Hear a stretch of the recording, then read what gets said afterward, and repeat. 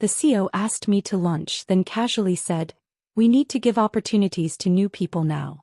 I'd spent 3 years building our entire tech operation from the ground up, only to be pushed out for the owner's unqualified nephew. His condescending tone made it clear I was disposable. "I understand," I said calmly. They had no idea that We need to give opportunities to new people now. Garrett Morrison didn't even look up from his salmon when he said it. Just kept cutting, that precise corporate motion like he was discussing a budget line item instead of erasing 3 years of my life. I sat across from him at Carlisle's, watching my career end over white tablecloths and overpriced seafood. Before we continue, I want to thank you for joining me in sharing these stories that matter. If you believe that competence should matter more than connections in the workplace, please consider subscribing. It's free and helps us reach more people who need to hear this. Now let's see how this unfolds. The owner's nephew. 28 years old. Fresh from some Silicon Valley boot camp. That's who was replacing me. I'd spent 3 years building Vanguard's entire tech operation from absolute chaos, transforming a failing logistics company into a digital powerhouse that survived when the entire regional power grid went down. I'd worked 18-hour days, missed holidays, sacrificed everything to make their systems unbreakable.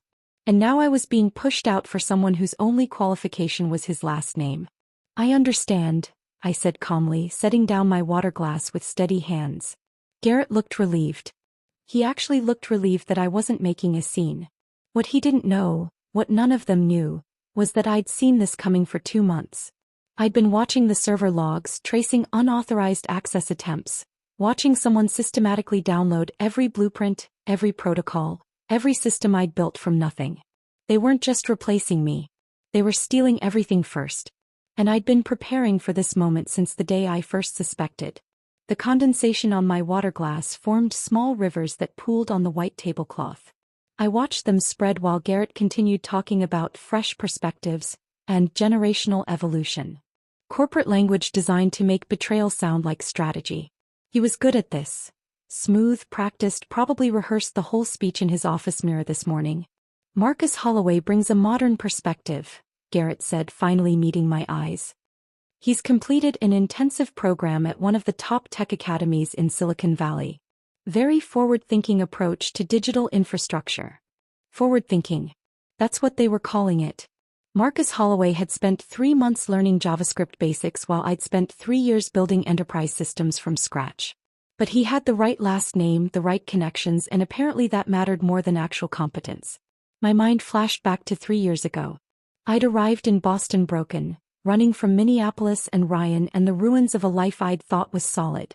My ex-fiancé had been secretly planning a move to Seattle, interviewing for jobs, apartment hunting, building an entire future without me. "I need space to grow," he'd said when I found the apartment listings on his laptop. As if I'd been holding him back instead of supporting every ambition he'd ever mentioned. I'd crashed with my college roommate, sleeping on her couch, rebuilding myself one line of code at a time. Vanguard had been desperate when they found me. A ransomware attack had crippled their entire network. Their previous IT director had quit mid-crisis, leaving them completely exposed with no disaster recovery plan, no backup systems, nothing. They were hemorrhaging money, losing shipments, watching clients flee to competitors who could actually track their inventory. I'd walked into technological disaster and seen possibility. Their logistics operation was running on shared Excel spreadsheets. Password management consisted of sticky notes on monitors. They had no cloud redundancies, no security protocols worth mentioning, no understanding that their entire business was one system failure away from collapse. I'd pitched Garrett a comprehensive 3-year modernization plan. He'd given me a modest budget and told me to work miracles. So I did. For 18 months I practically lived in the office. Rebuilt their network architecture from the foundation up. Implemented cloud redundancies that would keep us running even if the physical servers failed. Trained staff who thought two-factor authentication sounded like science fiction. Created security protocols that made us virtually unhackable. I hired carefully. Marcus Jennings, brilliant with databases who could optimize queries in his sleep. Priya Kapoor, who understood hardware at an instinctive level most engineers never reached. Together we transformed Vanguard from a struggling regional shipping company into a digital operation that clients actually trusted. The real test came last winter during that ice storm. The entire power grid failed across 3 states. Businesses went dark. Supply chains froze. But Vanguard stayed online because I'd designed backup systems and failover protocols for exactly this kind of crisis. I'd spent 72 hours straight in the server room, monitoring everything, making microscopic adjustments, ensuring our clients never knew anything was wrong. The board had noticed. Sent me a formal commendation. Garrett had pulled me aside at the company holiday party, champagne in hand, telling me I was the future of this company. That was 4 months ago. Now he was explaining the transition timeline. We'll need you to document everything over the next 4 weeks. Marcus will shadow you, learn the systems, get up to speed. 4 weeks. 3 years of work reduced to a month of knowledge transfer to someone who probably couldn't explain the difference between a server and a router. Of course, I said. I want to ensure a smooth transition. Garrett's shoulders visibly relaxed. He'd been worried I might resist, might make this difficult. But I was being the perfect professional. Calm, understanding, cooperative. What he couldn't see was the calculation running behind my calm expression. 2 months ago I'd noticed something odd in the server access logs. Late-night login attempts from an IP address I didn't recognize. I'd traced it back to the executive suite. Someone with high-level credentials was accessing systems they had no reason to view. Downloading technical documentation. Copying architecture blueprints. At first I'd thought it was a security breach. Started investigating like I would any potential threat. But then I noticed the pattern. They weren't accessing client data or financial records. They were specifically targeting my work. My custom code, my proprietary solutions, my security frameworks. Someone was preparing to replace me. They just needed to steal everything I knew first. I'd started watching more carefully after that. Noticed how Garrett began canceling our weekly strategy sessions with increasingly transparent excuses. How my access to board meeting agendas mysteriously disappeared from the shared drive. System cleanup, the automated message had said. How a consultant I'd never met showed up asking basic questions about systems I'd designed, claiming senior leadership had authorized his visit. Priya had noticed too. She'd pulled me aside 2 weeks ago, voice low, telling me she'd been invited to planning sessions I knew nothing about. Something feels off, Lil, she'd said. Like they're designing something around you instead of with you. I dismissed her concern then. Still believed that competence mattered more than politics. That building something indispensable made you valued rather than vulnerable. I'd been wrong. Garrett was wrapping up now, signaling for the check. I know this is unexpected, Lillian. But I hope you understand it's not personal. It's just what's best for the company moving forward. Not personal. As if dismantling someone's career could ever be anything but personal. I smiled. Nodded. Shook his hand when he offered it. Warm, slightly damp, held for exactly 2 seconds. Long enough to seem sincere, short enough to avoid real connection. I appreciate you telling me directly, I said. He looked genuinely grateful. Probably expected tears or anger or desperate negotiation. Instead he got professional acceptance, which made his job easier and his conscience clearer. I walked through the restaurant with my head up, expression neutral, playing the part of the gracious professional accepting inevitable change. The November rain started halfway to my car. By the time I reached the parking garage I was soaked. I sat in the driver's seat for a long time watching water streak the windshield, thinking about infrastructure. Both the digital kind and the personal kind. How you could build the entire foundation that keeps something running and still become invisible. How irreplaceable was just corporate language for, we haven't figured out how to replace you yet. But they'd figured it out now. Find someone cheaper, someone connected, someone who wouldn't push back when they made stupid decisions. Steal all the knowledge first, then discard the engineer who created it. That evening I went to the office after everyone else had left. The server room hummed with its familiar rhythm. Cooling fans, blinking status lights, the quiet pulse of systems I'd built from nothing. 3 years of my life existed behind these locked doors. Burning the midnight oil? I turned. Marcus Holloway stood in the doorway wearing expensive sneakers and unearned confidence. He looked like he'd walked straight out of a tech startup recruitment video. Designer hoodie, carefully casual, the kind of studied carelessness that only money could buy. Just routine maintenance, I said evenly. Mind if I observe? Getting familiar with the setup. He walked in without waiting for permission. Garrett mentioned you'd be training me over the next few weeks. Of course. He studied the server racks like someone evaluating furniture. Impressive setup. Seems a bit over-engineered for what we actually need, but definitely solid infrastructure. Over-engineered. I'd built these systems to handle triple our current capacity specifically so Vanguard could scale without hitting infrastructure bottlenecks. Every redundancy, every backup system, every layer of complexity he was casually dismissing had a strategic purpose. But he couldn't see that. Didn't have the experience to understand why complexity sometimes equaled resilience. Been reviewing your documentation, he continued. Really thorough. I've got some ideas for streamlining things, modernizing the approach. He said it like he was doing me a favor. Like optimization meant stripping away safeguards without understanding why those safeguards existed in the first place. I look forward to hearing your thoughts, I said. After he left, I sat down at my workstation and pulled up the access logs on my personal laptop, the one they hadn't thought to restrict yet. Marcus Holloway's credentials had been created 5 weeks ago. 5 weeks before my termination lunch. He'd been given full administrator privileges from day one. The viewing history showed he'd already downloaded my entire technical documentation library, every custom solution, every proprietary algorithm, every workaround that made impossible timelines routine. They'd been planning this for months.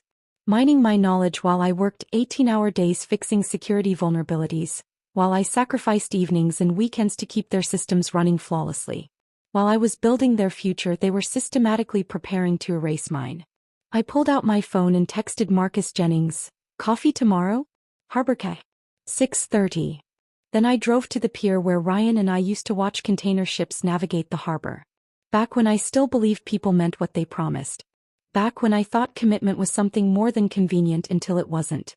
The water was black under the November sky, reflecting nothing. I sat in my car, engine off, watching my breath fog the windows. I thought about trust and value and what happens when you mistake being essential for being secure. About the difference between building something and owning it. About how easily competence becomes invisible until the moment everything breaks. They thought I was disposable.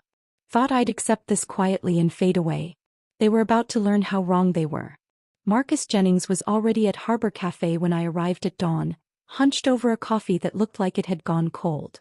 Exhaustion was written in every line of his face, the kind that comes from losing sleep over moral dilemmas instead of technical problems. "They're phasing you out," he said before I'd even sat down. "I know." I slid into the booth across from him. "How long have you known?" "Few weeks." He couldn't meet my eyes. "They've been having me document your systems. Asking strange questions about dependencies, vulnerabilities, failover procedures. Making me explain architecture only you fully understand." He finally looked up. "I should have warned you immediately. I'm sorry." "You have twins," I said quietly. "Middle school, right? And a mortgage." He nodded. "Student loans. Another 8 years of payments." I understood. Principal was expensive when you had obligations. When refusing to cooperate meant risking everything your family depended on. Marcus had made the calculation every parent makes. Protect your own first, even when it means compromising what you know is right. We sat in silence for a moment, watching early morning joggers pass the window, their breath visible in the November cold. A delivery truck rumbled past. The barista called out someone's order. Normal life continuing while mine was being systematically dismantled. I leaned forward. "They think everything's captured in the documentation." Understanding flickered across Marcus's face. "But we both know it's not," I continued quietly. "The proprietary middleware I'd developed independently. The custom integrations that existed nowhere in official code repositories.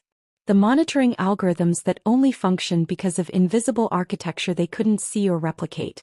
The patches I'd built during late nights and weekends, solutions to problems that weren't supposed to be solvable. I'm not sabotaging anything," I said carefully. "But I'm not giving away what belongs to me either." Marcus studied me for a long moment. "Then, what do you need?" "Copies of everything I developed independently. Original code, timestamps, anything that proves ownership separate from Vanguard's standard work product." I paused. "And I need to know who's still with me." He pulled a flash drive from his jacket pocket and slid it across the table. Already done. Everything you asked for. I pulled it last night after everyone left. I looked at the small device. You're risking your job. They're going to do this to all of us eventually, he said. Today it's you. Tomorrow it's me or Priya or anyone who knows too much and costs too much. He wrapped his hands around his cold coffee. I can't teach my daughters to stand up to bullies and then be a coward myself. The official announcement came during the company-wide meeting the following week. I'd spent the days between strategizing with a lawyer, documenting everything, preparing for what I knew was coming. But preparation didn't make it hurt less. Garrett stood at the podium with Marcus Holloway beside him like a crown prince being presented to the kingdom. The conference room was packed. They'd made attendance mandatory. As many of you know, Vanguard is entering an exciting new phase, Garrett began, his voice carrying that practiced corporate enthusiasm.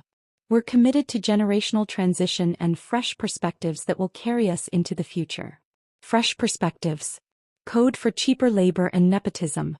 Lillian Thorne has been instrumental in building our technology infrastructure, he continued, carefully not meeting my eyes. We're grateful for her contributions as she helps transition leadership to Marcus over the next 4 weeks. Past tense. I was already gone in his mind. Whispers rippled through the room. Most of my team looked genuinely shocked. They hadn't known. Priya's head snapped toward me from across the conference room, her expression a mixture of disbelief and anger. I gave her the smallest nod. Later, Marcus Holloway stepped forward, all youth and confidence. I'm excited to build on the strong foundation Lillian created, he said, managing to make it sound both complimentary and dismissive. We'll be implementing some modern approaches to streamline operations and position Vanguard for scalable growth. He had no idea what any of those words actually meant in practice. After the meeting, I requested an immediate private conversation with Garrett and Sharon from HR. They tried to put me off, but I stood my ground. We ended up in a small conference room, the three of us around a table that felt like an interrogation setup.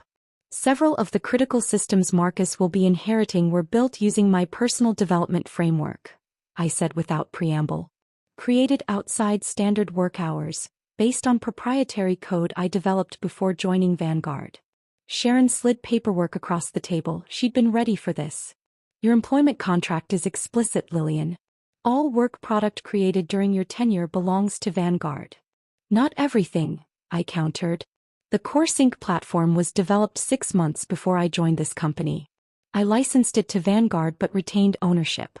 It's documented in the original integration agreement from 3 years ago.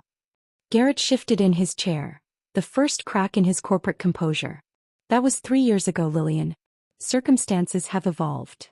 So has CoreSync, I said, keeping my voice calm and professional. Every update, every enhancement, every integration was built on my original architecture. I'm not being difficult. I'm requesting fair compensation for my intellectual property. Garrett and Sharon exchanged glances, the look of people realizing they'd miscalculated something important.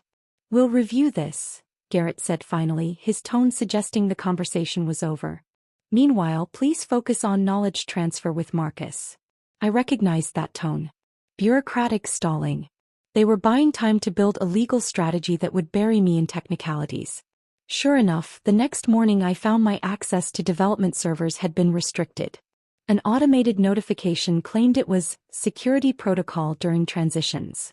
20 minutes later, I discovered Marcus Holloway had called a team meeting without including me. I showed up anyway.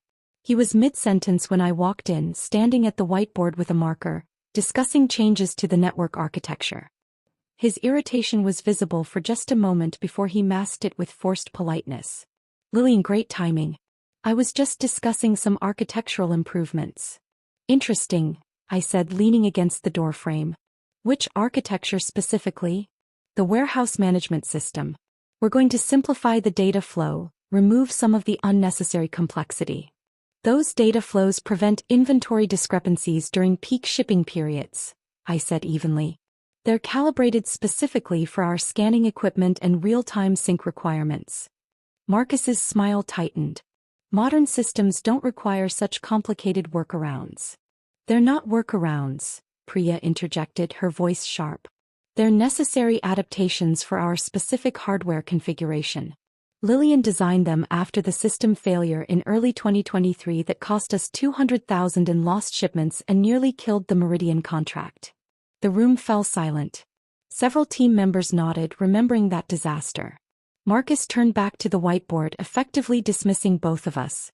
Well, I appreciate the context, but we're moving forward with the simplification.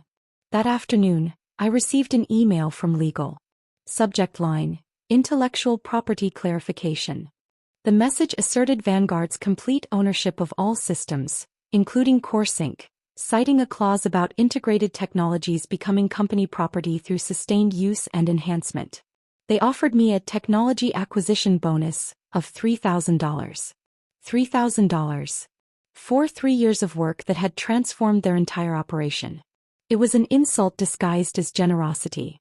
But the real betrayal came later that evening. Marcus Jennings called while I was driving home. He's doing individual meetings, Marcus said, his voice tight. Marcus Holloway. Scheduled performance discussions with everyone on the team. Not transition meetings, evaluations. He's deciding who to keep. When's yours? Tomorrow morning. Priya's is this afternoon. My hands tightened on the steering wheel. What did he ask her? If your systems were actually necessary or just unnecessarily complex. Whether the team could operate more efficiently with simplified architecture. He's building a case, Lil. Looking for ammunition to justify whatever changes he wants to make. After we hung up, I sat in my apartment going through emails on my personal account, the one Vanguard couldn't monitor. That's when I found it. A message from one of our software vendors, confused about a licensing transfer they'd received from Vanguard. The attached agreement made my blood run cold. Garrett had signed a contract reassigning all my custom integrations to a third-party platform. The company name was vaguely familiar, so I looked it up. A startup founded 18 months ago by 2 MIT graduates. One of them had the same last name as Marcus Holloway. They weren't just removing me. They were dismantling everything I'd created and monetizing it, selling off pieces of my work to enrich themselves and their connections. My custom supplier integrations, the automated inventory reconciliation system, the predictive analytics for warehouse optimization. All of it being transferred to a company that would charge Vanguard licensing fees for using technology I'd built. I sat there in the dark of my apartment, laptop screen the only light, understanding finally crystallizing into something cold and sharp. This had never been about fresh perspectives or generational transition. It had always been about money.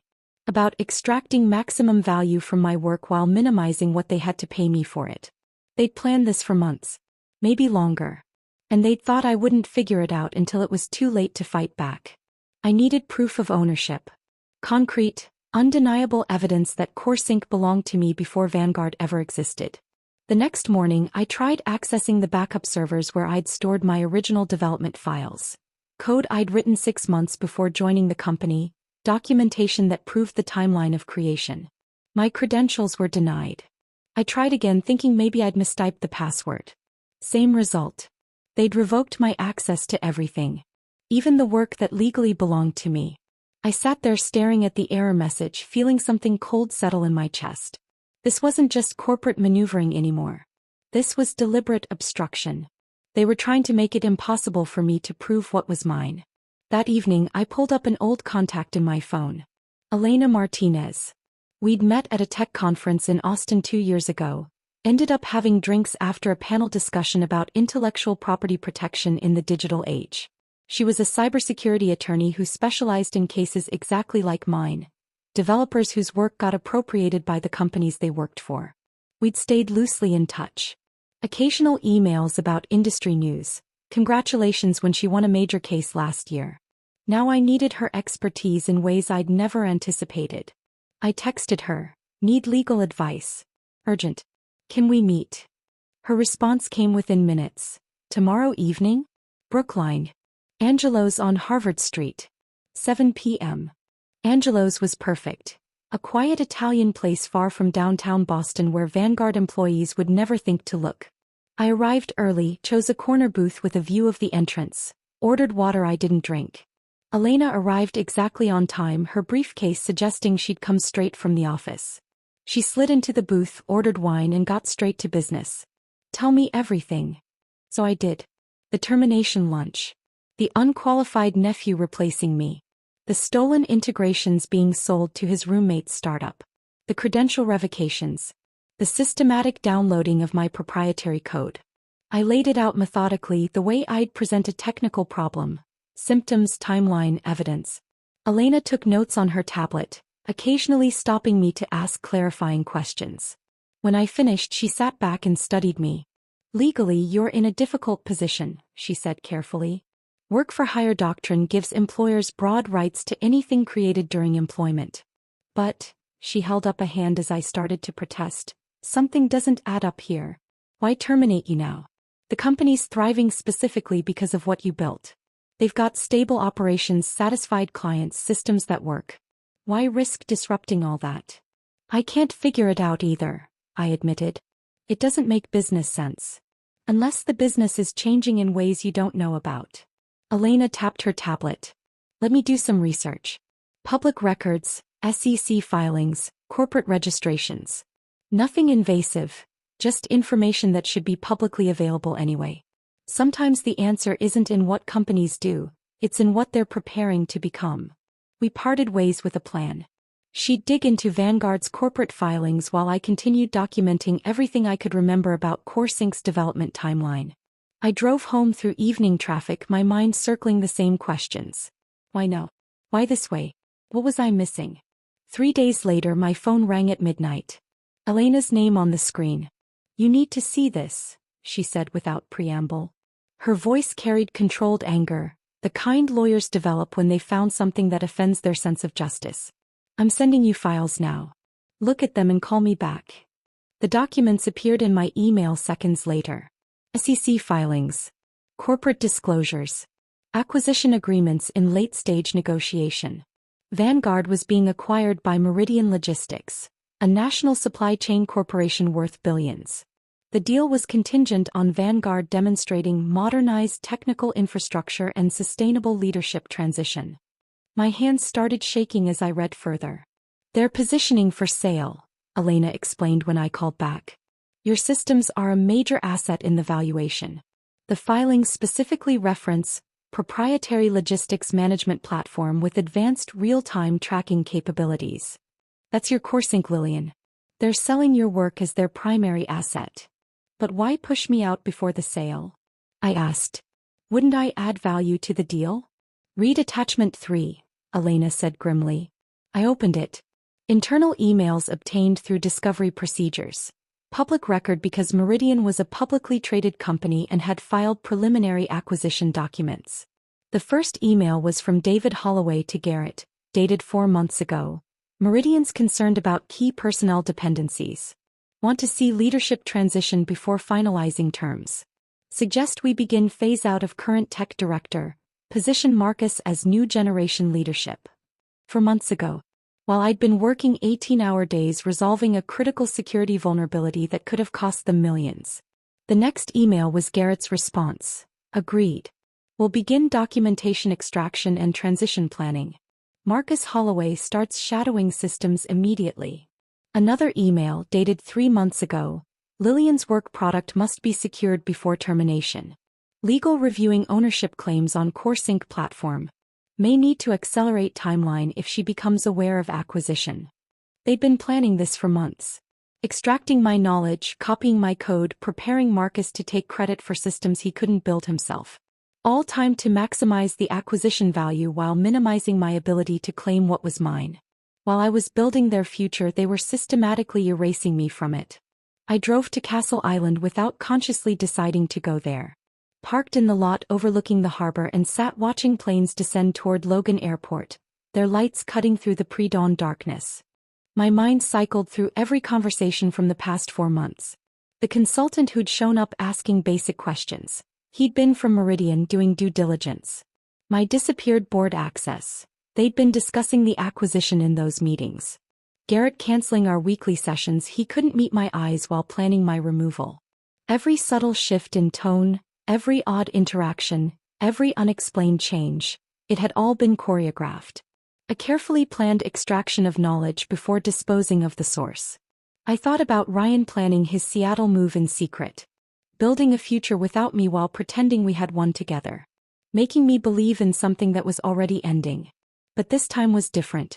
This time I wasn't the person who'd fallen apart. This time I'd seen it coming. I'd been watching, documenting, preparing. At home, I tore through my closet looking for an old external hard drive I'd used before joining Vanguard. Found it in a box of cables and adapters I'd nearly thrown away during my last apartment move. I plugged it in with shaking hands. The files were still there. Original CoreSync code, dated 8 months before I'd joined Vanguard. Development notes showing the evolution of the platform.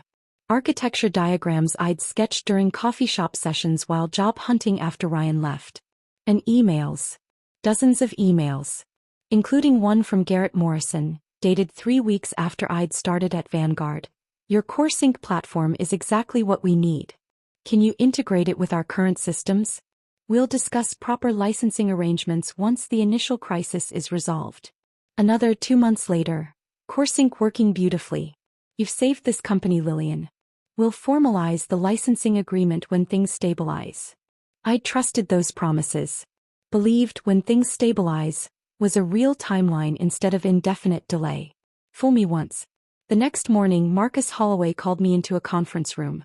Garrett and Sharon were already there, their expressions carefully neutral. We're accelerating the timeline, Garrett announced without preamble. Your last day will be next Friday. 1 week instead of 4. They were panicking, though I wasn't sure they fully understood why yet. Marcus has demonstrated exceptional capability, Sharon said smoothly. And frankly, Lillian, your attitude hasn't facilitated a productive transition. Classic HR language. Blame the victim. Create documentation justifying the termination in case of legal challenges. Marcus Holloway leaned forward with the confidence of someone who'd never faced real consequences. We'll need all documentation and training completed by Wednesday. I want to ensure continuity for the team. The team he was planning to evaluate and potentially replace. I nodded slowly, then asked with perfect calm, and regarding CoreSync ownership? Have you reviewed the original agreements? Garrett's expression hardened into something almost hostile. Our legal team has determined all integrated systems are company property. The separation package is generous, Lillian. I suggest you accept it. I stood, gathered my things with deliberate slowness. I'll have my attorney review everything, I said quietly. Garrett leaned forward, his voice carrying an edge of warning. Don't complicate this. It won't change the outcome. I met his eyes directly. We'll see. As I walked out, I pulled out my phone and texted Marcus Jennings, Plan B, tonight. His response was immediate. Where and when? They thought they'd won. Thought they'd covered every angle, secured every asset, eliminated every risk. They had no idea what was coming. Marcus Jennings texted back an address. A grocery store parking lot in Newton, far enough from Vanguard territory that we wouldn't be seen. 6 hours later, I pulled into the lot just as dusk was settling over the suburbs. His car was already there, parked near the back by the shopping cart return. I pulled up beside him and he got out, glancing around nervously before approaching my passenger window. I unlocked the door and he slid in, bringing cold air and tension with him. He handed me a flash drive without a word. Everything you asked for, he said quietly. Original code bases with your development signatures. Deployment logs showing implementation dates. Authentication keys. System dependencies. Even the admin backdoors we built for emergency access that aren't documented anywhere official. I turned the small device over in my hand. You could lose everything for this. I know. His jaw was tight. Couldn't sleep last night. Kept thinking about what I'd tell my daughters if they asked me what I did when I saw something wrong happening. You have a family to protect, I said. I understand if. That's exactly why I'm doing this. He cut me off, his voice carrying an edge I'd never heard before. Because they think we're all disposable. Today it's you. Tomorrow it's me or Priya or anyone else who knows too much and costs too much. He looked at me directly. I have kids, Lillian. I can't teach them to stand up to bullies and then be a coward myself. We sat there in the darkening parking lot, our breath fogging the windows, and I felt something shift. This wasn't just about me anymore. It was about every person who'd ever been erased after building something valuable. Every engineer who'd watched their work get monetized while they got discarded. Thank you, I said and meant it more than he could know. What's your plan? He asked. Right now. Prove ownership. Build leverage. Make them realize what they're actually losing. I paused. I'm not trying to destroy the company. Just protect what's mine. He nodded then hesitated. Well, there's something else. Marcus Holloway asked me to stay late tomorrow to help him understand the CoreSync architecture. He wants to know if there are any dependencies that could cause system failures. What did you tell him? That I'd need to review the documentation. A slight smile crossed his face. Which, of course, doesn't include half the critical components because you built them independently. After he left, I drove home and didn't leave my apartment for the entire weekend. I set up my dining table like a war room. Laptop, external monitors, the flash drive Marcus had given me, printed copies of every email I'd saved, legal pads covered in timelines and notes. Elena came over Saturday morning with coffee and pastries and her own laptop, and we worked through the evidence piece by piece. Start with the original CoreSync code, she instructed. We need timestamps proving you created it before Vanguard. I pulled up the files from my old hard drive. Creation dates, modification history, even the metadata showing which computer I'd used. My personal laptop, not company equipment. Now the emails, Elena continued. Specifically ones where Garrett acknowledges this was your platform, not company property. I found them easily.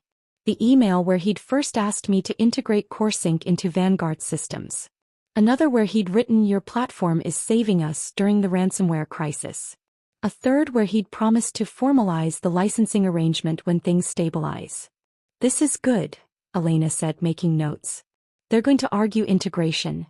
That once you incorporated CoreSync into their systems, it became inseparable from company property. We need to prove the core functionality can exist independently. Sunday morning I started building exactly that. An independent version of CoreSync that could operate completely separate from Vanguard's infrastructure. I used the original code from my hard drive, stripped away the Vanguard-specific integrations, and rebuilt it as a standalone platform. It took 14 hours straight. By Sunday evening I had a working prototype that could track inventory, manage logistics, and provide real-time analytics without touching any of Vanguard's systems. Proof that CoreSync existed independently of their infrastructure. Now we need to establish your ownership formally, Elena said, reviewing my work. File provisional patents on the key innovations. Not the whole platform, just the specific technical solutions that make it unique. We identified 3 critical components: the load balancing algorithm that prevented crashes during peak shipping periods, the predictive analytics that anticipated warehouse bottlenecks before they happened, and the mobile interface architecture that worked offline then synced seamlessly when connection was restored. These weren't generic solutions. They were specific innovations I'd created through trial and error, late nights debugging, and deep understanding of logistics operations that you couldn't learn from a bootcamp. Elena helped me draft the patent applications while I ate cold pizza and drank my 4th cup of coffee. By midnight Sunday we'd filed provisional patents on all 3 innovations. Now comes the important part, Elena said, closing her laptop. You need a failsafe. Something that protects your work without destroying the company or hurting innocent employees. I'd been thinking about this for days. A licensing requirement. Built into the code itself. Explain. I update CoreSync with digital signature verification. The system checks if it's being run under a valid license from me. If not, it triggers a graceful shutdown with clear instructions for renewing the license. Elena considered this. Timeline. The license expires 9 days from now. 2 days after my official termination date. So if they sign a proper licensing agreement, everything continues working? Exactly. Nothing destructive. Nothing malicious. Just standard software licensing that they should have established 3 years ago. Elena smiled slightly. That's actually brilliant. You're not sabotaging anything. You're just requiring them to pay for what they're using. I spent the rest of the night implementing the changes. Working with the code Marcus Jennings had provided, I carefully updated the authentication protocols. Added the license verification. Set the expiration date. Tested everything multiple times to ensure it would work as intended. A clean shutdown that protected data integrity while making it impossible to continue operations without proper licensing.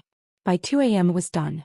I transferred all my original code to an encrypted cloud server Elena had helped me set up, completely separate from anything Vanguard could access. Monday morning I arrived at the office early, exhausted but clear-headed. Priya was already at her desk and she looked worse than I felt. Marcus called emergency sessions all weekend, she said quietly as I approached. Tried to reverse engineer your monitoring algorithms. How'd that go? Badly. 4 shipping alerts got missed Saturday morning. We had to ground operations at the Framingham warehouse for 6 hours. She rubbed her eyes. Lost about 60,000 in delayed shipments. 2 clients called demanding explanations. I kept my expression carefully neutral, but internally I was documenting every detail. The systems were already failing without proper understanding. Marcus Holloway's arrogance was costing them real money. That's unfortunate, I said simply. Priya hesitated, glancing around to make sure no one was listening. Well, I think I'm next. Marcus keeps asking if my position is mission critical. Like he's building justification to cut anyone who worked closely with you. I looked at her directly. Do you trust me? He didn't hesitate. Completely.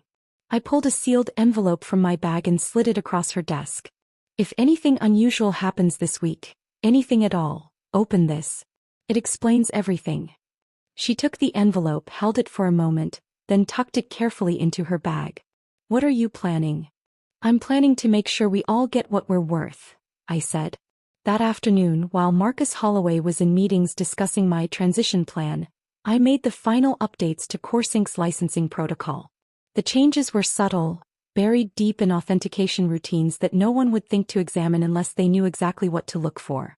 The license would expire in exactly 9 days. And when it did, every instance of CoreSync across all of Vanguard's operations would display a simple message.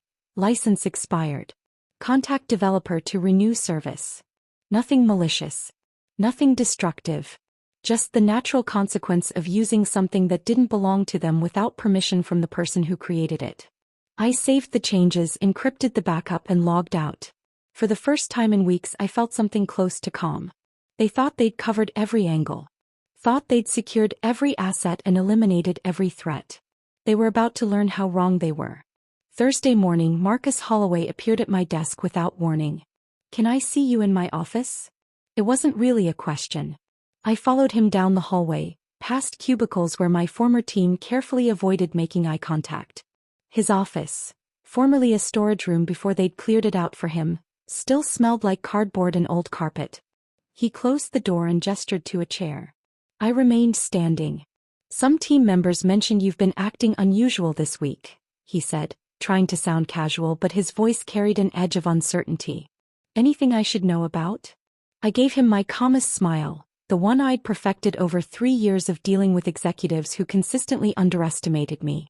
Just ensuring everything's properly documented. You'll want comprehensive records for the transition. He studied me with belated suspicion, like someone who just realized they might have missed something important but couldn't quite identify what. His fingers drummed on the desk. A nervous tell. We're changing all system credentials tomorrow after you leave, he said, trying to inject authority into his tone. Standard security protocol. Makes sense, I replied with a nod. So there won't be any issues? With access or functionality? It won't affect CoreSync's core functionality, I said evenly. He leaned forward. Meaning what exactly? I kept my voice professionally neutral, helpful even. Just that the platform is designed to operate independently of admin credentials. That's part of the elegance of the architecture. No single point of failure. You can change passwords all day and the core systems will continue functioning. Marcus chose to interpret this as reassurance rather than the carefully worded truth it actually was. His shoulders relaxed slightly. Great, he said, already moving papers around on his desk in dismissal. HR will handle your exit paperwork tomorrow morning. 9 am. That evening I texted Marcus Jennings and Priya. Drinks? Cambridge. The Plough and Stars. 7. The bar was perfect. Dim lighting far enough from Vanguard territory that we'd never see anyone from the office. I arrived first, chose a corner table with a view of the entrance. Ordered a beer I had no intention of drinking. Marcus arrived next, looking worn down in a way that had nothing to do with physical exhaustion. Priya came 10 minutes later, her expression carefully neutral until she spotted us and something in her face cracked. We sat in silence for a moment. The bar hummed with Thursday night energy. College students, young professionals, people whose jobs weren't imploding around them. My wife asked what was wrong last night, Marcus finally said, staring at his beer. I told her about everything. About you, about what they're doing. What did she say? Priya asked. She said good people don't let good people get destroyed without fighting back. He looked up at me. Then she asked what I was doing about it. Priya nodded slowly. My daughter asked why I seemed sad lately. She's 15, notices everything. I told her someone at work was being treated unfairly. She paused. She said, so why aren't you doing something about it? The silence stretched between us, heavy with implications. Whatever happens next week, I said carefully, I want you both to know you don't owe me anything. You have families, careers, futures to protect. I never asked you to risk any of that. Marcus shook his head. We're not protecting you, Lil. We're protecting the idea that people who build things should own what they create. That competence should matter more than connections. And we're protecting ourselves, Priya added quietly. Because if they can do this to you, someone who literally saved the company, they can do it to anyone. We're all disposable to them. We talked for another hour, carefully avoiding specifics, never explicitly discussing what might happen but understanding passing between us in the spaces between words. When we finally left, Marcus pulled me aside in the parking lot. The system audit they're running tomorrow, he said quietly. They're looking for backdoors, anything they think you might have left that could give you access after termination. Will they find anything? Not what they're looking for. A slight smile crossed his face. Because you didn't leave backdoors. You just never gave them the whole picture to begin with.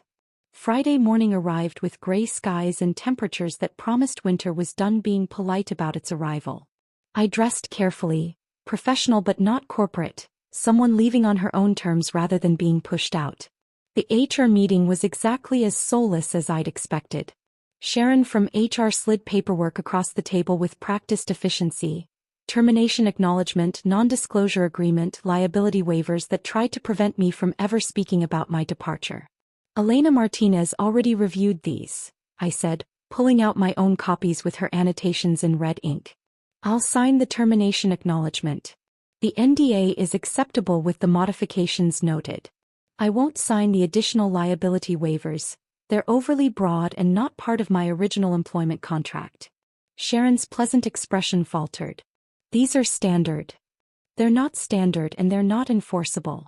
My attorney was very clear about that. We went back and forth for 20 minutes before Sharon finally agreed to remove the additional waivers. I signed what was necessary, declined what wasn't, and handed back the pen. Your access badge? Sharon prompted. I slid it across the table. 3 years reduced to a piece of plastic with an increasingly outdated photo. Marcus Holloway organized a farewell lunch, Sharon continued. 1 o'clock at. I'll pass but thank you. Her lips tightened. It would be good for team morale. Show there are no hard feelings. I'm sure Marcus can handle team morale without me. I walked out of HR, down the hallway past the conference room where I'd presented my 3-year modernization plan, past the server room where I'd spent countless late nights, past the break room where the team used to gather to celebrate project completions.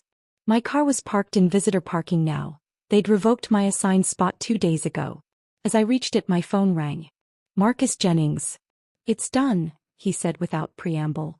His voice was tense, almost breathless. Marcus just reset all the admin passwords. Changed every credential in the system. They're running a complete audit this afternoon, going through every line of access logs, looking for anything they think you might have left behind. I leaned against my car, feeling the cold metal through my jacket. The November wind cut across the parking lot. Thanks for letting me know, I said, keeping my voice steady even though my heart was racing. What happens now? He asked, and the question carried weight beyond mere curiosity. He was really asking, did we do enough? Is this going to work? What comes next? Now we wait, I told him. Now we see if they're smart enough to realize what they actually lost. I spent the weekend doing deliberately, aggressively normal things. Grocery shopping on Saturday morning, pushing a cart through aisles while other shoppers complained about produce prices and debated between pasta brands. Laundry in the basement of my apartment building, folding clothes while a neighbor's kid ran circles around the dryers. Reading a mystery novel I'd been meaning to finish for 3 months, finally getting through it in one sitting. Sunday afternoon I called my mother in Minneapolis. She answered on the second ring, her voice carrying that particular brightness she used when she was gardening.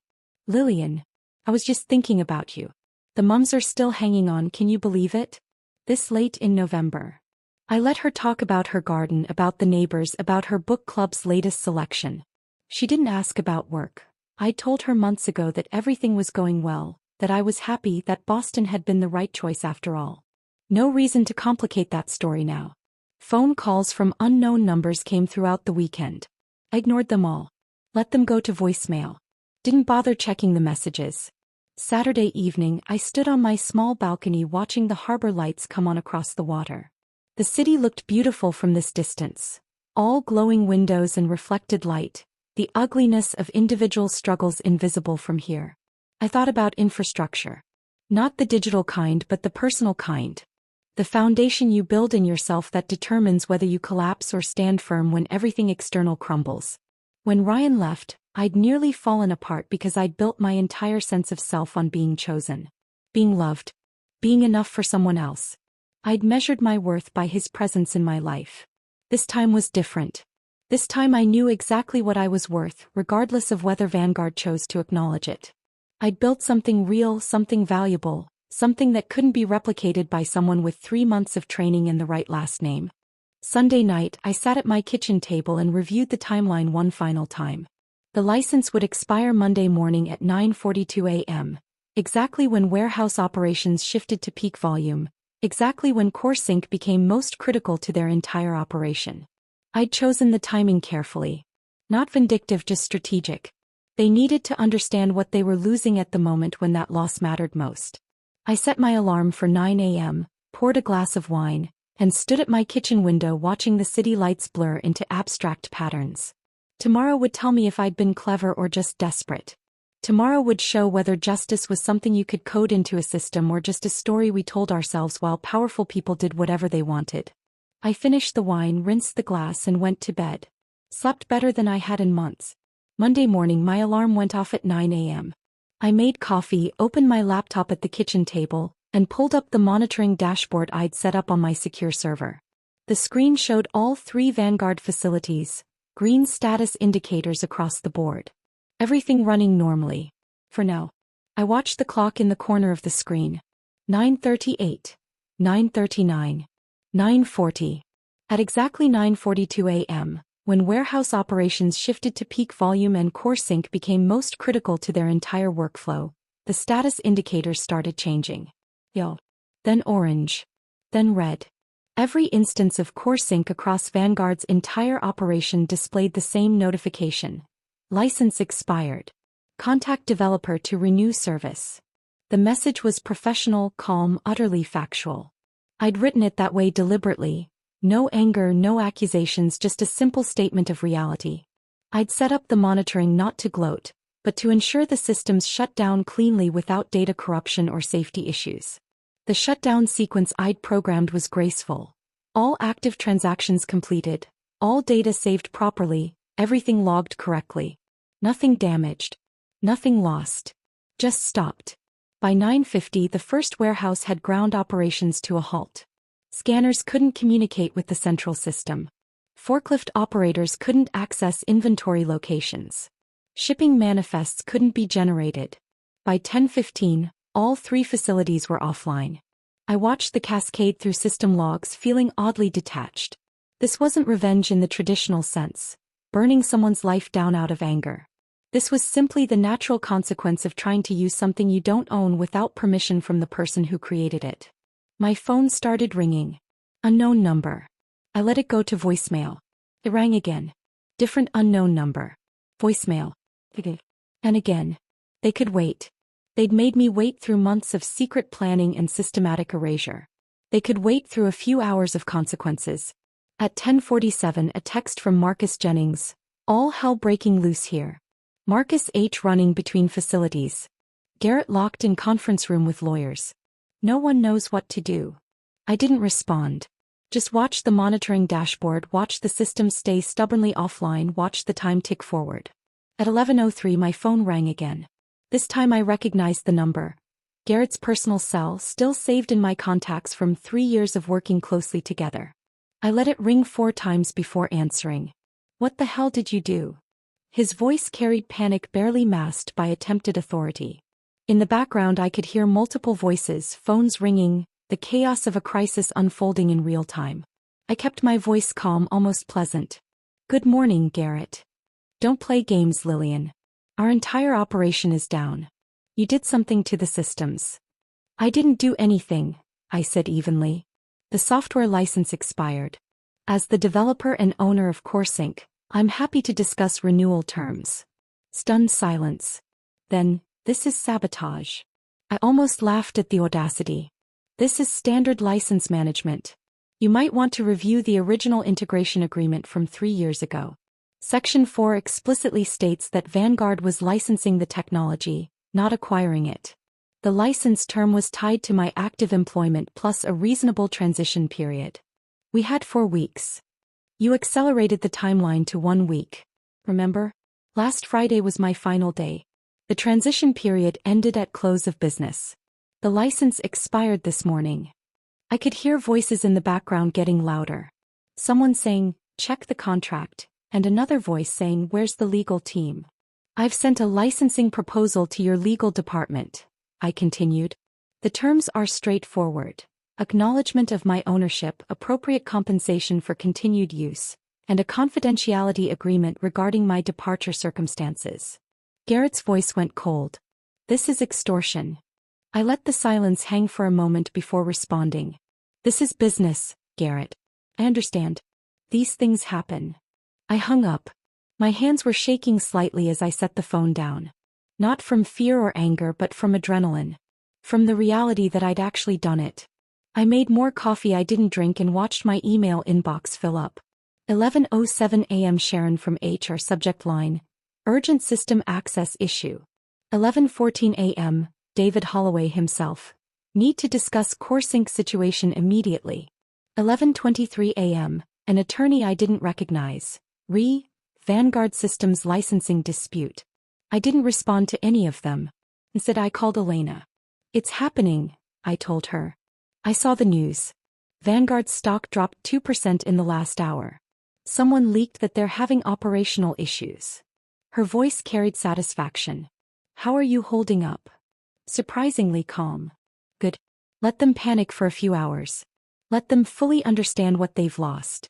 When they realize their entire acquisition deal is at risk, they'll be much more reasonable. What if they try to get an injunction? Force me to restore service." "On what grounds? You own the software. You licensed it to them. The license expired. That's not illegal, it's basic contract law." She paused.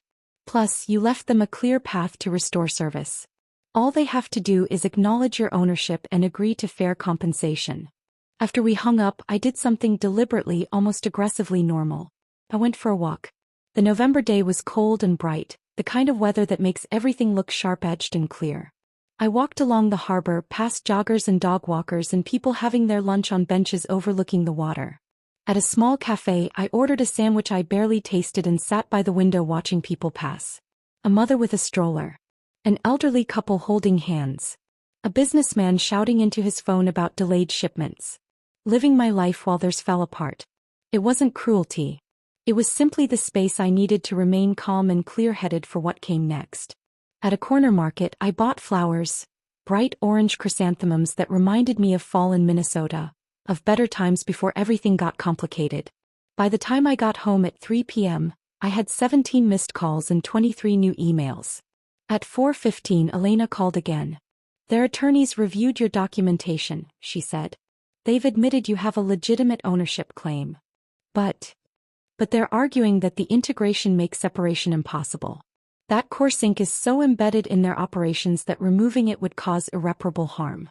They're threatening to seek an injunction, arguing that your actions constitute economic sabotage." I'd been expecting this. Remind them that I offered a fair licensing agreement before my termination. That Garrett refused to negotiate. That they proceeded to lock me out of my own intellectual property and tried to transfer it to Marcus Holloway's roommate's company. Already did. Also reminded them that we have documentation of every step. Email trails showing they knew CoreSync was your property. Proof they systematically extracted your knowledge while planning your termination. Evidence of the acquisition deal that motivated everything. And they're worried about publicity. If this goes to court, the acquisition falls apart. Meridian won't buy a company embroiled in intellectual property litigation. Pause. They're asking for an emergency meeting. Tonight. They want to settle. I looked at the chrysanthemums now sitting in a vase on my kitchen counter, their bright orange petals catching the late afternoon light. Something settled inside me. Not triumph exactly. Something quieter and more sustainable. Tell them I'll consider meeting tomorrow, I said. After they've spent a full day living with the consequences. You sure? They're desperate right now. That's our leverage. I'm sure. They made decisions for months without consulting me. They can wait one day. Elena's approval was evident in her voice. I'll let them know. That evening, as the sun set over the harbor and the city lights began their nightly routine, my phone buzzed with a text from Marcus Jennings. Emergency meeting just ended. Marcus Holloway looked like he was going to cry. Kept saying the documentation didn't show any of this. Garrett asked him at least 5 times why he didn't know about the licensing requirements. Marcus couldn't answer. David Holloway asked who reviewed the acquisition due diligence. No one had a good answer for that either. It was brutal. I stared at the message for a long time. Part of me wanted to feel satisfied. Vindicated. Triumphant. But what I actually felt was tired. And clear. And certain that what I'd done was necessary. I didn't respond to Marcus's text, but I saved it. Then I poured a glass of wine, stood at my kitchen window, and watched the city lights blur into abstract patterns while somewhere across town, executives who'd thought I was disposable were learning exactly how wrong they'd been. Tuesday morning I woke up knowing exactly what I was worth. I dressed carefully, charcoal blazer, simple blouse, professional but not supplicant. Successful but not flashy. The kind of outfit that said I didn't need their approval but understood how these games were played. Elena picked me up at 9:30. We drove downtown in silence, both of us running through the strategy we'd refined over the past 24 hours. The meeting was at a neutral location, a conference room in Hammond and Price, a law office that neither of us had connections to. Neutral territory for what was essentially a hostage negotiation, except I was the one holding the leverage. We arrived at 10 a.m. exactly. Not early enough to seem desperate, not late enough to seem petty. Garrett was already there, looking like he hadn't slept. David Holloway sat beside him, fingers drumming on the table, the same nervous tell I'd seen in his nephew. Sharon from HR occupied the far end, her expression professionally neutral. 2 lawyers I didn't recognize flanked them, both with the exhausted look of people who'd spent the night reviewing contracts and finding nothing but bad news. Marcus Holloway was notably absent. They were already distancing themselves from their golden boy. We took our seats across the table. Elena arranged her laptop and files with deliberate precision. The silence stretched uncomfortably. Garrett started to speak, but one of the lawyers, older, gray-haired, expensive suit, cut him off with a raised hand. Miss Thorne, the lawyer said, his voice carrying practiced neutrality. We acknowledge there may have been some misunderstanding regarding the ownership structure of the CoreSync platform. Elena didn't let that stand for even a second. There was no misunderstanding, she said crisply. There was a deliberate attempt to appropriate my client's intellectual property without compensation. We have documentation proving ownership, emails acknowledging the licensing arrangement, and evidence of systematic extraction of proprietary information. She opened her laptop and turned it so they could see the screen. Timeline of events, email chains, access logs. What we have here is not a misunderstanding, Elena continued. It's theft. The word hung in the air like smoke. David Holloway shifted uncomfortably in his seat. He was the majority shareholder, the one whose nephew had triggered this entire disaster. I watched him calculate in real time how much this was going to cost. Not just in money but in reputation, in the acquisition deal that was supposed to set him up for a comfortable retirement. Let's not use inflammatory language, the gray-haired lawyer said. Let's use accurate language, Elena countered. She pulled up another document. My client developed CoreSync 6 months before joining Vanguard. She licensed it to the company with explicit retention of ownership rights. This was acknowledged by Mr. Morrison in multiple emails. She gestured to the screen. These emails where he refers to licensing Lillian's platform and promises to formalize arrangements once things stabilize. Garrett's jaw tightened, but he said nothing. The negotiation took 4 hours. They tried everything. The younger lawyer argued that work-for-hire doctrine superseded the licensing agreement. Elena produced the employment contract with its carve-out clause for pre-existing intellectual property. Sharon suggested that the integration of CoreSync into Vanguard's systems created shared ownership. Elena showed timestamps proving the core functionality existed independently, demonstrated with the standalone version I'd built over the weekend. The gray-haired lawyer implied that my actions, the license expiration, constituted breach of contract and economic sabotage. Elena calmly explained that enforcing licensing terms was standard business practice, and that I'd offered to negotiate a proper agreement before my termination, which Vanguard had refused. They had nothing but assumptions and corporate overreach. Elena had documentation, evidence, and the law on her side. Around 2 p.m. someone ordered sandwiches that no one ate. The conference room smelled like stale coffee and desperation. Finally, David Holloway leaned forward, cutting off his lawyer's mid-argument. What do you want? I'd been waiting for this question. Preparing for it since the moment I'd watched those server logs 2 months ago. First, I said, my voice steady and clear, immediate acknowledgement of my ownership of CoreSync and all derivative works. Documentation stating clearly that the platform was developed independently and licensed to Vanguard, not created as work for hire. David nodded slowly. Continue. Second, a licensing agreement with appropriate compensation. 15% of the acquisition value attributed to the logistics platform. Payable over 3 years with standard payment guarantees. The lawyers exchanged glances. 15% of CoreSync's valuation in the Meridian acquisition was substantial, somewhere in the range of several $millions. Third, I continued, a confidentiality agreement that prevents Vanguard from disparaging my work or the circumstances of my departure. Any reference to my employment ends with mutual agreement to part ways. And fourth, Garrett's voice was tight, restoration of my professional reputation. A formal statement from Vanguard acknowledging my contributions to the company's technical infrastructure and expressing gratitude for my service. Silence around the table. Then Elena added quietly, the alternative is litigation that will take years, cost millions in legal fees, and almost certainly kill your acquisition deal. Meridian won't wait while you sort out disputed intellectual property ownership. And given the documentation we have, publicity around this case won't reflect well on Vanguard's business practices. David Holloway's face had gone pale. We need to discuss this privately. Of course, Elena said. They filed out. Elena and I moved to a different conference room down the hall. Someone brought fresh coffee that went cold while we waited. How are you feeling? Elena asked after 20 minutes of silence. Tired, I admitted. But clear. They're going to agree. They have no choice. I know. 45 minutes later they returned. Garrett spoke first and I could see how much the words cost him. We agree to your terms. David Holloway added quickly, with one addition.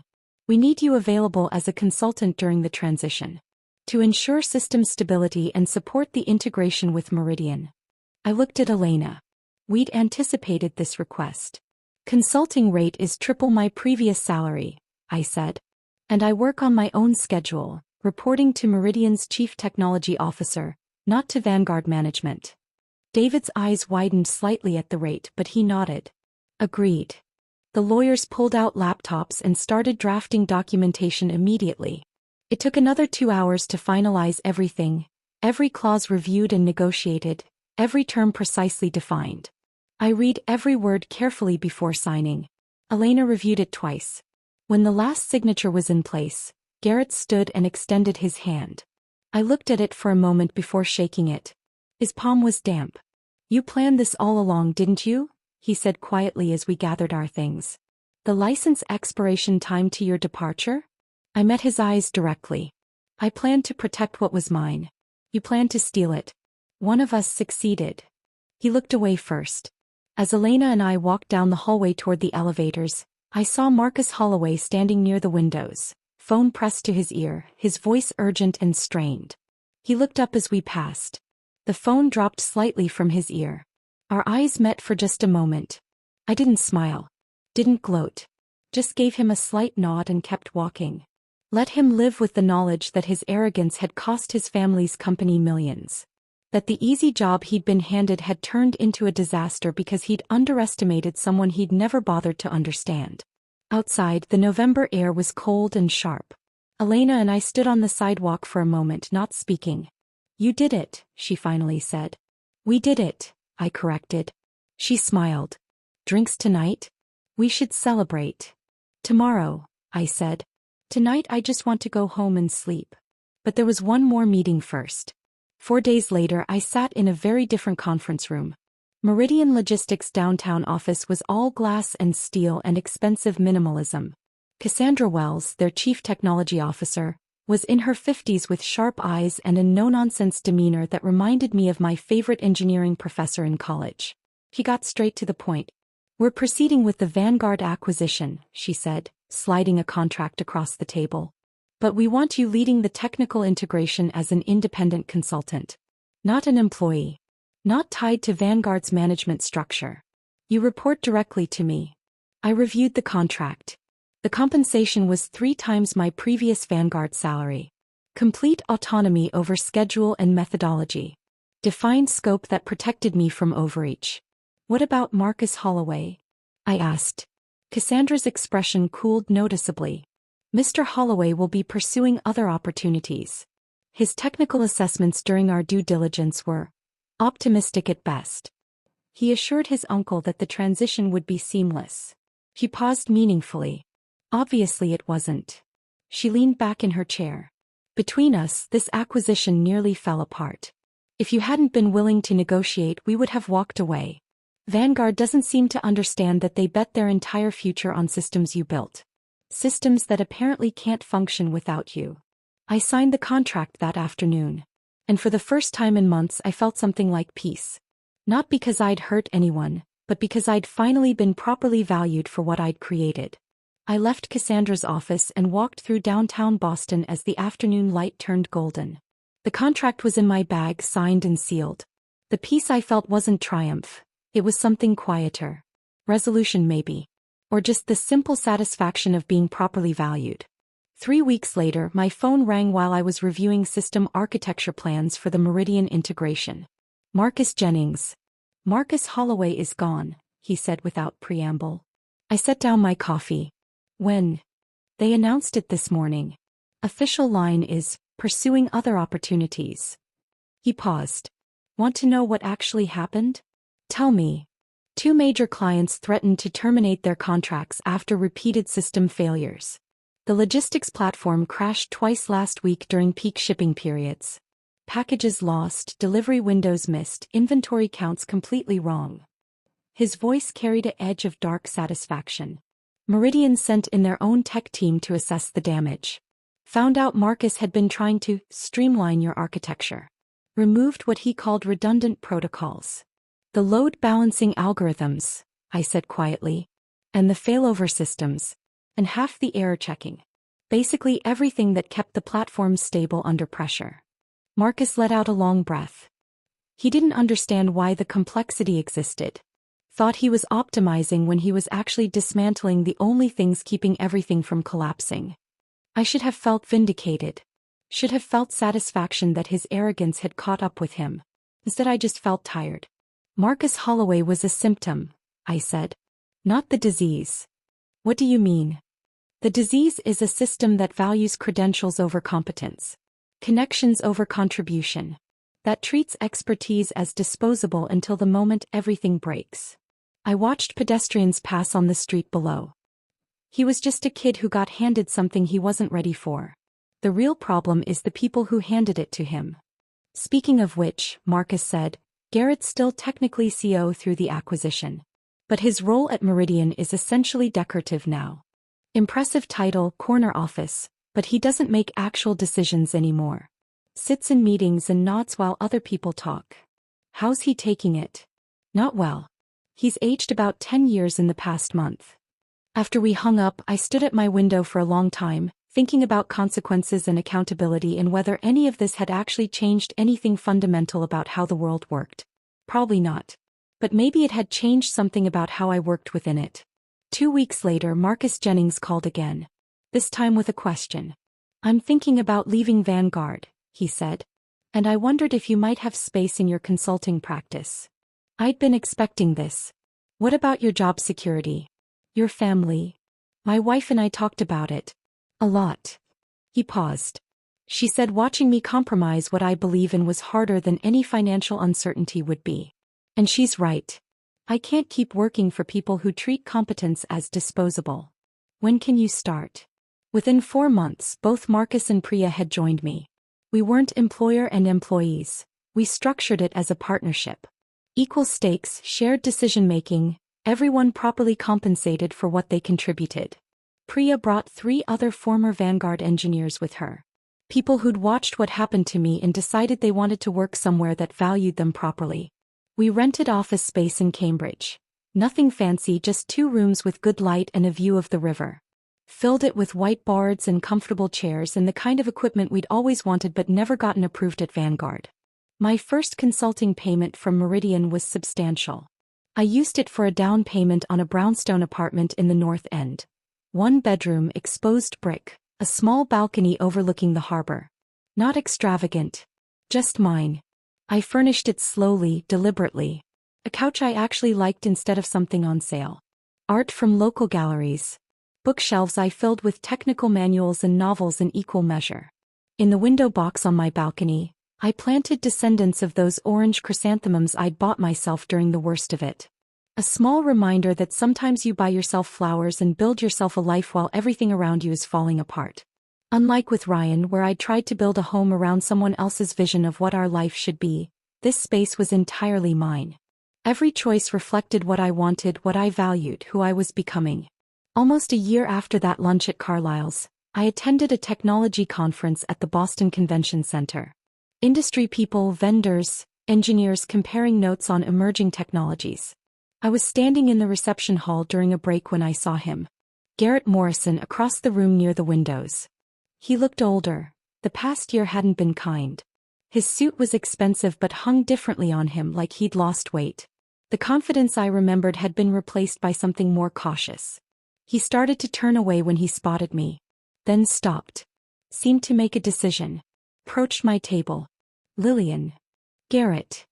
He stood there awkwardly for a moment. You won. I looked at him, really looked. The exhaustion around his eyes. The defeat in his posture. The way his hands fidgeted with his conference badge. He'd aged years and months. It wasn't about winning, I said finally. It was about knowing what I'm worth. He nodded slowly. I should have seen that. Should have valued it. He glanced out the window at the city skyline. We destroyed something good because David wanted to give his nephew a chance and I was too focused on the acquisition to push back on bad judgment. It wasn't quite an apology, but it was closer than I'd expected. You made choices, I said quietly. We all did. Yeah. He looked back at me. For what it's worth, I'm sorry. Not for the acquisition. That was always going to happen. But for how we handled it. For not being honest with you. For treating you like you were disposable when you'd built everything that mattered. Thank you for saying that. He nodded once more, then walked away. I stayed there for a long time, watching the city lights come on across the harbor, thinking about systems. The ones we build, the ones we break, and the ones that ultimately define who we are. 6 months after that encounter, my consulting firm had expanded to 15 people. We operated differently than most tech companies. No venture capital, no pressure to grow faster than made sense. We were selective about clients, turning down projects that wanted to extract our expertise without properly compensating us. We only accepted contracts where we maintained ownership of our innovations, where we got fair recognition, where the terms respected what we brought to the table. Marcus Jennings's daughters visited the office one afternoon after school. They were 12 now, identical twins who looked around our workspace with wide eyes. The younger one, Sarah, approached me while her dad was showing her sister the server setup. "Is this the place my dad talks about?" she asked. "Where people treat each other right?" I looked at her earnest expression, at the hope in the question. "Yes," I said. "This is that place." "Cool." She paused. "He says you taught him it's okay to stand up for what's right even when it's scary." Across the room, Marcus's eyes had gotten bright. He looked away quickly, but I'd seen it. We weren't changing the whole industry. We were too small for that, too new, too focused on sustainable growth instead of explosive scaling. But we were proving something important. That competence has value. That creators deserve ownership. That you can build success without treating people as disposable parts in someone else's machine. Sometimes the best revenge isn't destruction. It's building something they can't function without, then making them acknowledge they needed you all along. I thought about that lunch at Carlisle's. Garrett's casual dismissal. My own calm acceptance that hid months of careful preparation. They thought I was disposable. They learned otherwise. And in learning that lesson, they taught me something too. I'm not just worth what others decide to pay me. I'm worth what I know I created. What I can build. What I bring to any table I choose to sit at. That knowledge, more than any contract, more than any settlement, more than any revenge, is what I built from the ruins. On Friday evenings now, I stand on my balcony watching the sun set over the harbor. The chrysanthemums bloom orange against the railing. The city spreads out below, full of people building and breaking and rebuilding their lives. I pour wine. Watch the light change. Think about infrastructure and resilience and the foundations that matter. And I know with absolute certainty exactly what I'm worth. Not because someone finally acknowledged it, but because I never forgot it in the first place. If this story of calculated justice had you hooked from start to finish, hit that like button right now. My favorite part was when that license expired at exactly 9:42 a.m. and Lillian watched their entire operation crash in real time. What was your favorite moment? Drop it in the comments below. Don't miss more powerful stories like this. Subscribe and hit that notification bell.